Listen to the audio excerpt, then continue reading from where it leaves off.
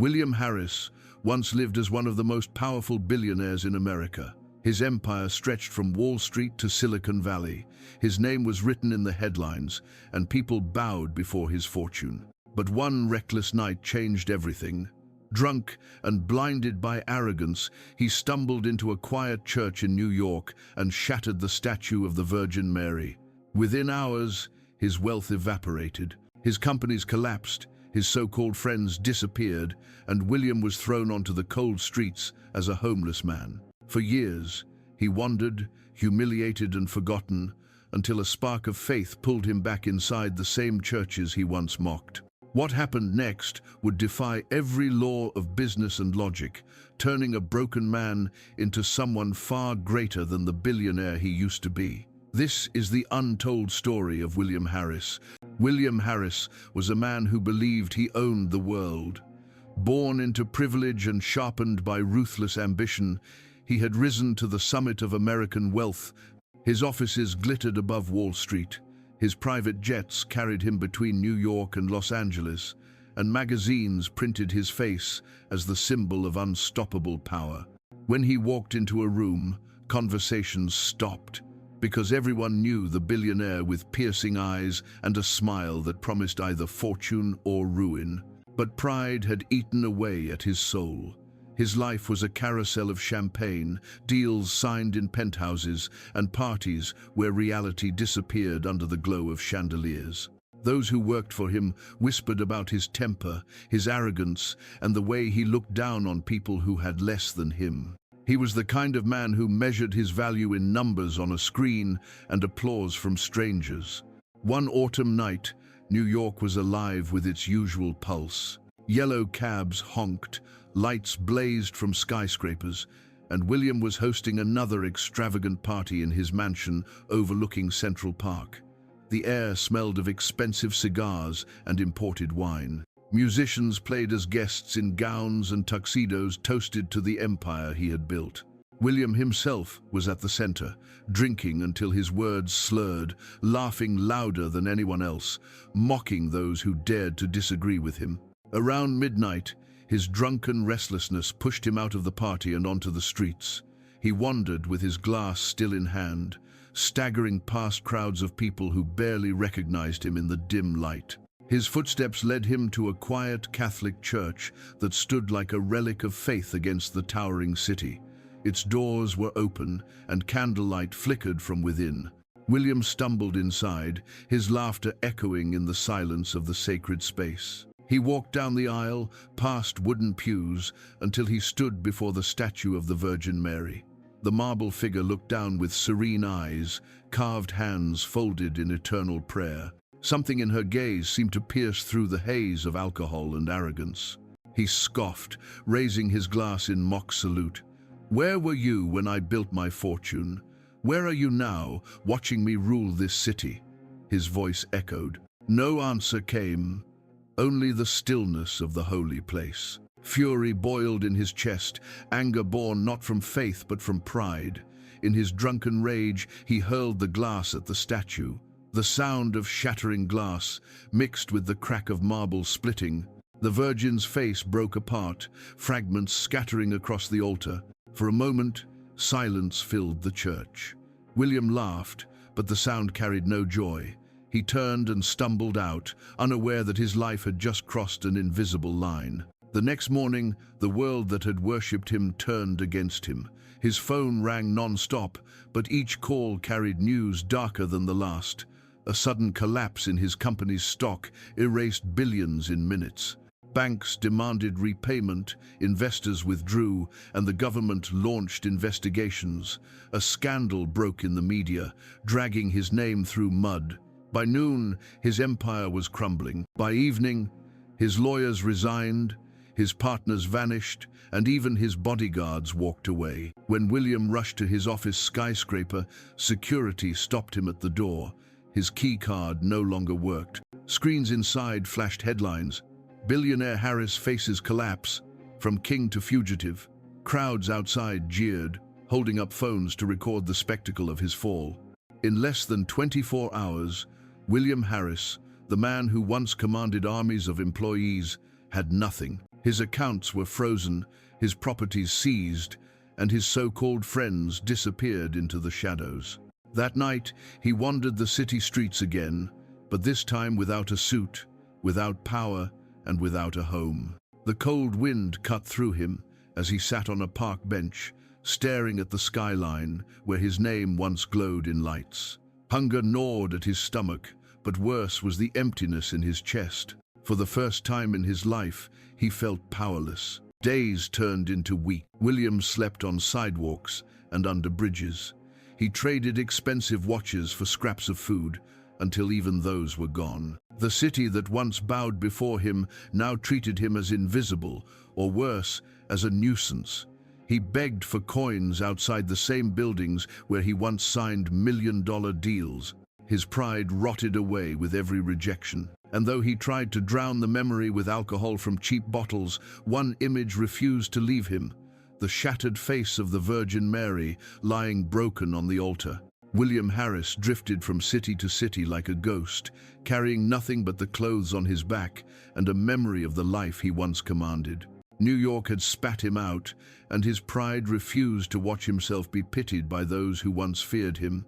He boarded a bus with the last dollars he could gather, heading west without plan or direction. The journey was long, stretching across the endless highways of America, until finally he stepped off in Los Angeles, a city where dreams were born and broken every single day. The sun of California burned brighter than the cold winters of Manhattan, but it offered no comfort.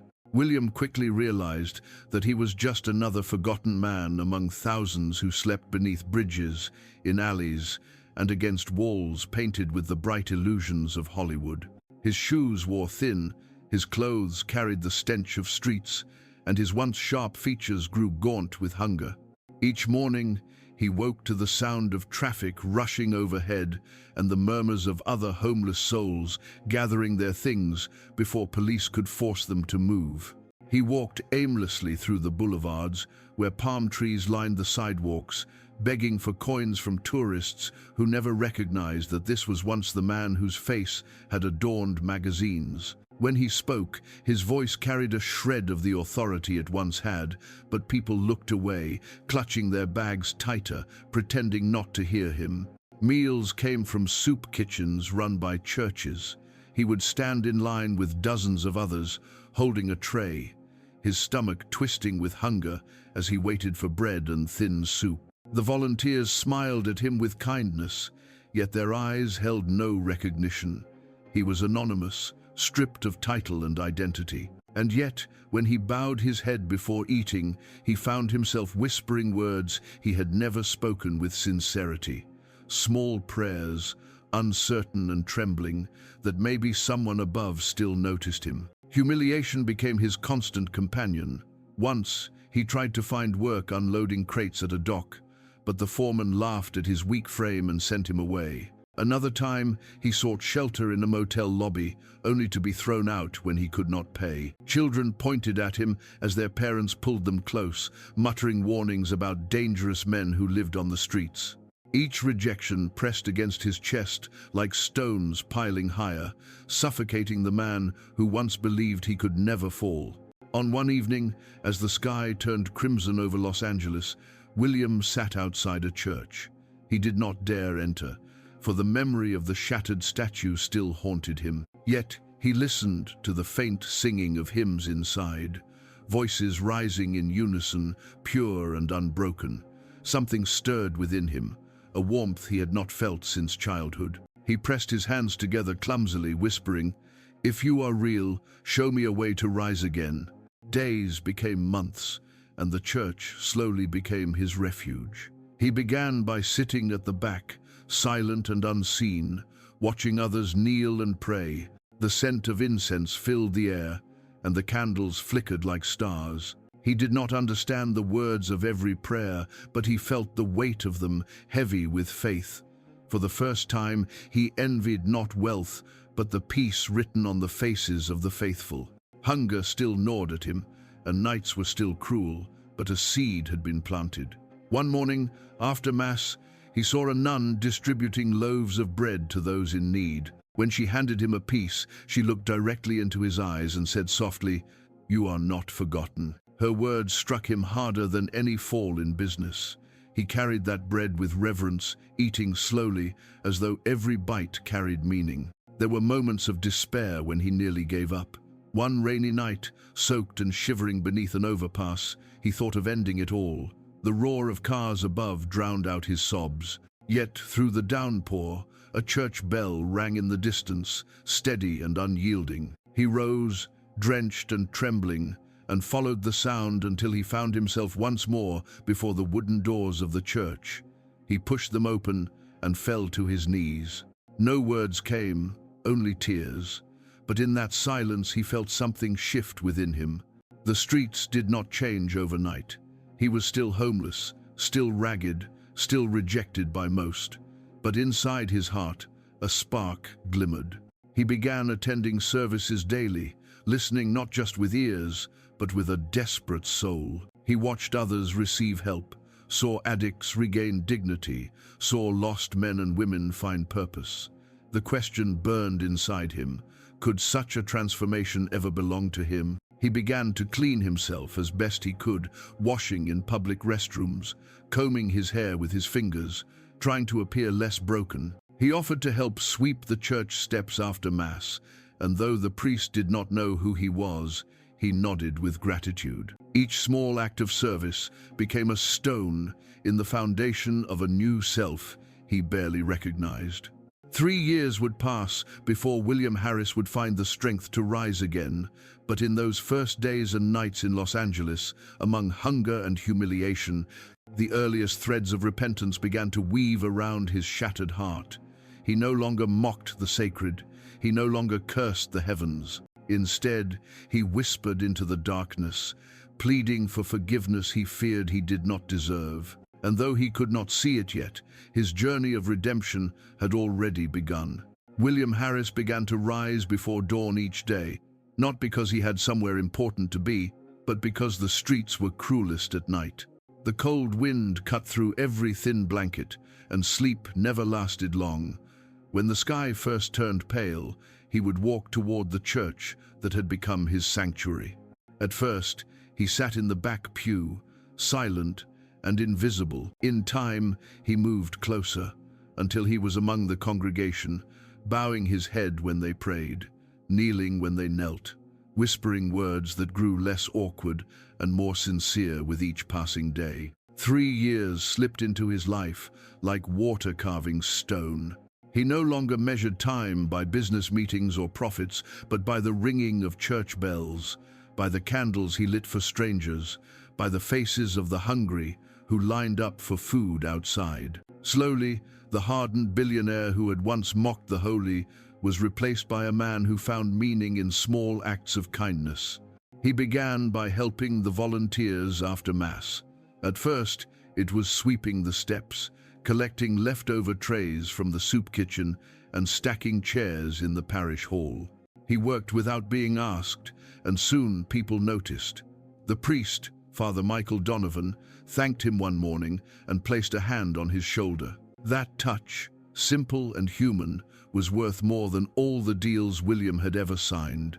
The church community offered him odd jobs, mopping floors, unloading donations, repairing broken benches. He accepted every task with humility. His hands, once soft from years of wealth, grew rough with labor. Blisters covered his palms, but instead of shame, he felt a strange pride. Sweat on his brow was no longer a mark of desperation but of redemption. Kindness began to flow from him in ways he never expected. One winter evening, as frost clung to the sidewalks, William noticed an elderly woman struggling with grocery bags. Her thin frame shook beneath the weight, and no one stopped to help. Without hesitation, he took the bags from her trembling hands and walked her to her small apartment. She looked at him with suspicion at first, but when she realized his intentions were pure, her eyes filled with tears. "You remind me of my son," she whispered before closing the door. That night, William slept with a warmth in his heart that no blanket could provide. Another time, he shared his last piece of bread with a boy who had been living under the freeway. Hunger gnawed at William's stomach, yet watching the boy eat filled him with a deeper satisfaction than any feast in his mansion ever had. He remembered the nights he had sat alone at a table set with 10 courses, surrounded by people who wanted his money, but not his soul. The boy's gratitude was worth more than those hollow banquets. Acts of service multiplied. He volunteered at shelters, carried boxes for nuns, helped repair leaking roofs of run-down houses, and listened to the confessions of broken men who had no priest to hear them. He never preached, never judged, only listened, offering the silence of someone who knew what it meant to fall. One freezing night, he came across a man collapsed on the sidewalk, shivering violently, his breath shallow. Without thinking, William wrapped his own coat around the stranger and carried him into the church. He stayed awake all night, sitting beside the man, feeding him sips of water, keeping him warm until medical help arrived. The man survived, and though he never knew William's name, the look of gratitude in his eyes etched itself into William's soul. It was the look of life returning, a look William himself had once lost. Gradually, the community began to trust him. Mothers let him watch their children while they prayed.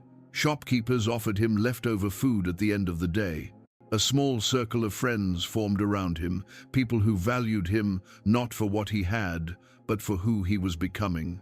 For the first time, William felt truly seen, not as a billionaire or a failure, but as a human being capable of love. His daily visits to church deepened his faith. He studied scripture with trembling hands, marveling at words he had ignored all his life. The stories of forgiveness, of prodigal sons and broken men restored, resonated with him. He began to believe that his own shattered soul might be mended. He prayed not for wealth, not for power, but for strength to serve others. Each prayer stripped away another layer of pride, leaving behind something raw, something real. William also sought reconciliation. He returned to the church in New York, where he had destroyed the statue of the Virgin Mary. The journey took weeks, and he walked much of the way, refusing to spend money he did not earn. When he finally arrived, the church was quiet, the altar repaired, and a new statue stood in place of the one he had broken. He fell to his knees before it, tears streaming down his face. "I cannot undo what I have done," he whispered, "but I will live the rest of my life in honor of the one I destroyed." From that moment forward, his devotion deepened. He made a vow to never let a day pass without prayer, without service, without gratitude. 3 years of this rhythm reshaped him. His shoulders straightened, his eyes no longer clouded by despair but lit by purpose. He had little money, no possessions, but he carried an inner wealth that he had never known during his years of excess. The city of Los Angeles, with all its glamour and cruelty, became the backdrop of his rebirth. Tourists walked past him unaware of his story, but among the poor, his name was spoken with quiet respect. They called him the man who gave without asking, the man who listened without judging, the man who had nothing but acted as if he owned the greatest treasure of all. 3 years transformed William Harris. He no longer dreamed of boardrooms or skyscrapers. His dreams were of helping hands, of shared meals, of faces lifted from despair. And though the world saw only a homeless man with calloused hands and simple clothes, heaven saw something else entirely. A soul slowly, painfully, beautifully redeemed. William Harris never expected opportunity to knock again. For 3 years he had lived without the desire for wealth, his heart content with service, his body accustomed to the discipline of labor. Yet destiny has a way of testing the man who has truly changed. One bright morning in Los Angeles, as he swept the steps of the church after Mass, a black car pulled up. From it stepped a man in a fine suit, his face familiar though time had placed lines upon it. His name was Jonathan Pierce, an old associate who had once invested millions in William's empire before the collapse. Jonathan stared at the man before him, broom in hand, hair unkempt, clothes simple. At first he did not recognize him, but when William lifted his eyes, the old fire mixed with newfound humility shone there, and Jonathan's jaw dropped. "William Harris?" he asked in disbelief. William nodded slowly. Yes, or at least what remains of him. Bejecliant, they spoke on the church steps, two men whose lives had taken different paths. Jonathan had weathered storms of his own, but still stood among the wealthy. Yet he confessed that the business world was not the same without William's sharp mind. He remembered the brilliance with which William once built empires, and despite the ruin that followed, Jonathan saw something new in him. Not arrogance, but steadiness. Not hunger for power, but strength rooted in faith. Jonathan offered him a small chance, almost as a test. A struggling construction project in Nevada needed guidance. It was not glamorous, not lucrative, but it required honesty and resilience. William accepted without hesitation, traveling by bus with nothing but a worn briefcase given to him by the priest. At the site, William threw himself into the work. He rose before dawn, inspected every detail, and spoke with workers as equals. He remembered the faces of men he once dismissed, and now he valued their labor more than he had ever valued his own fortune. When problems arose, he solved them not with intimidation, but with patience. Slowly, the project turned from near failure to success.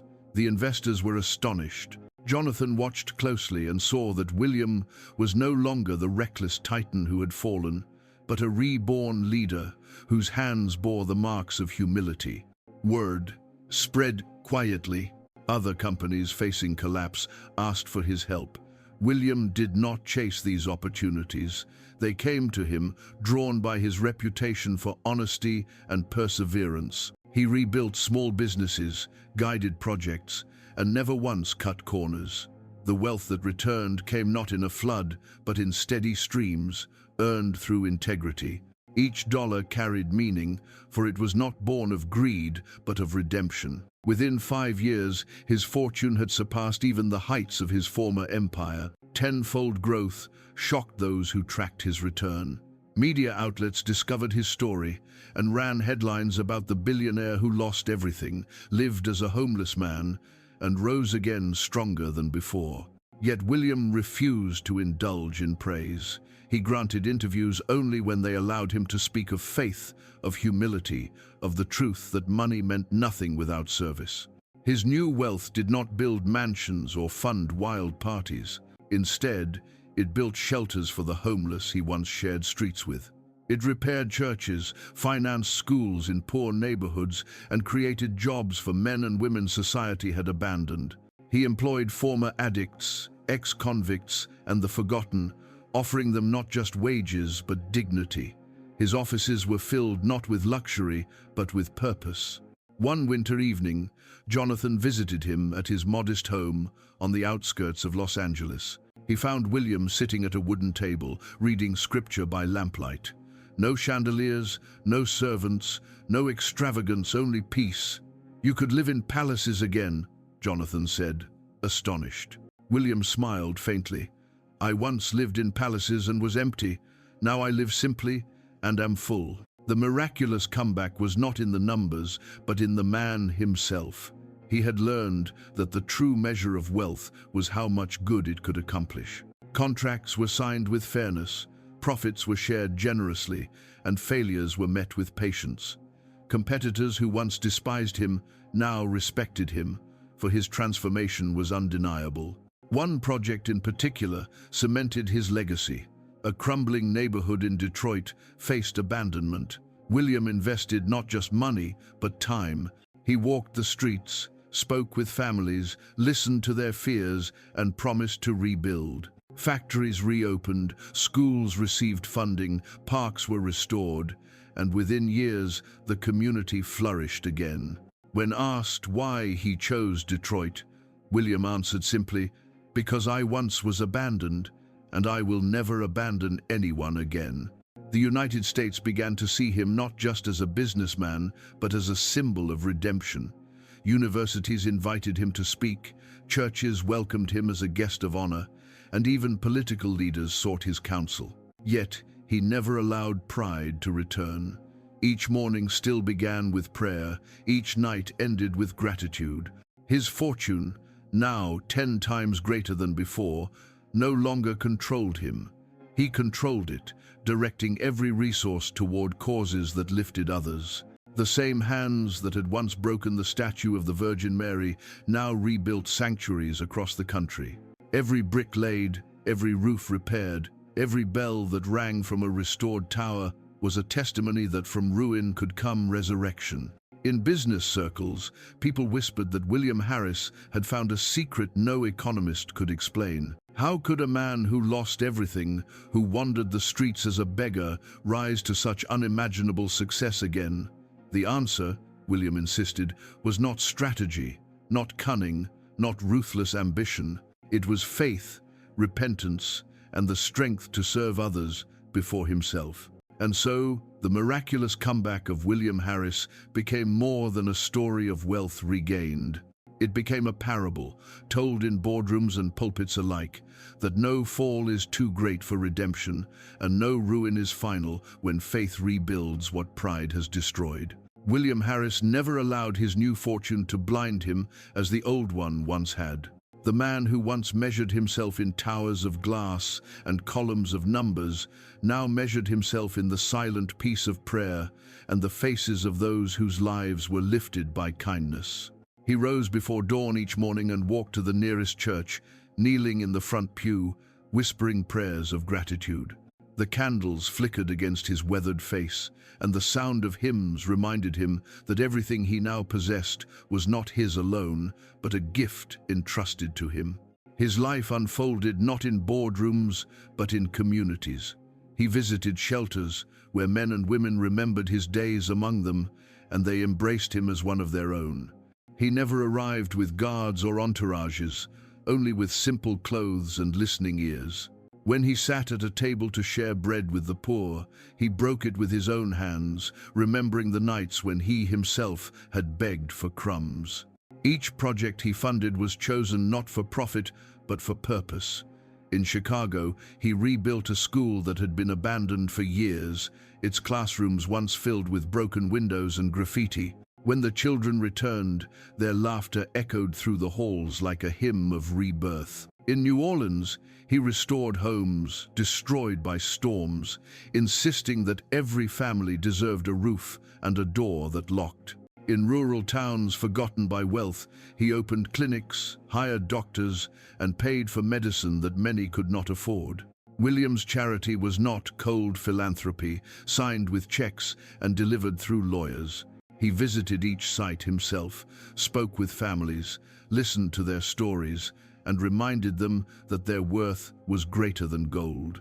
He carried bricks, painted walls, planted trees, and ate from the same pots of food as the laborers who worked beside him. His humility silenced even the most skeptical, for they could not deny the authenticity of his devotion. The statue of the Virgin Mary haunted his memory, but no longer as a wound. It became the compass of his life. Wherever he traveled, he commissioned statues and placed them in churches, schools, and gardens, each one carved with reverence. In one dedication ceremony in Texas, he stood before a crowd of thousands and said, "I once broke what was sacred, and it broke me. Now I rebuild what is sacred, and it restores us all." The people cheered, but William bowed his head, knowing the glory was never his. Despite his immense fortune, his home remained modest. He chose a small house with a garden where he grew vegetables that he often delivered to soup kitchens. Reporters who visited were stunned by the simplicity. No chandeliers, no fleets of cars, no walls lined with art. Instead, shelves of books, a wooden cross above the doorway, and photographs of people he had helped. When asked why he lived so plainly, William answered, "Because everything beyond enough is meant to be given away." His days became a rhythm of prayer, work, and service. He spent mornings in church, afternoons meeting with teams who managed his charitable foundations, and evenings visiting neighborhoods where his projects were underway. He ate simply, slept little, and gave endlessly. His body aged, but his spirit seemed to grow younger, renewed by every life touched. Children began to write him letters, calling him the man who gives hope. Parents brought their sons and daughters to meet him, telling them that William Harris was proof that no mistake, no fall, no failure was final. Universities awarded him honorary degrees, but he used his speeches not to boast, but to warn. "I once believed money made me a king," he told a hall of graduates, "but it enslaved me. I lost everything, and only then did I learn that freedom is found in humility, service, and faith."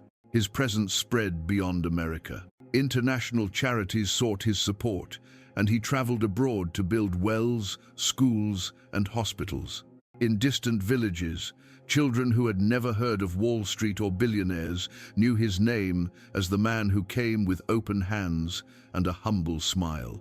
Yet every journey ended back in the same place, kneeling before the altar, whispering prayers, lighting candles in memory of the life he had once shattered. One evening, years after his return to wealth, William stood once more before the church in New York, where his fall had begun.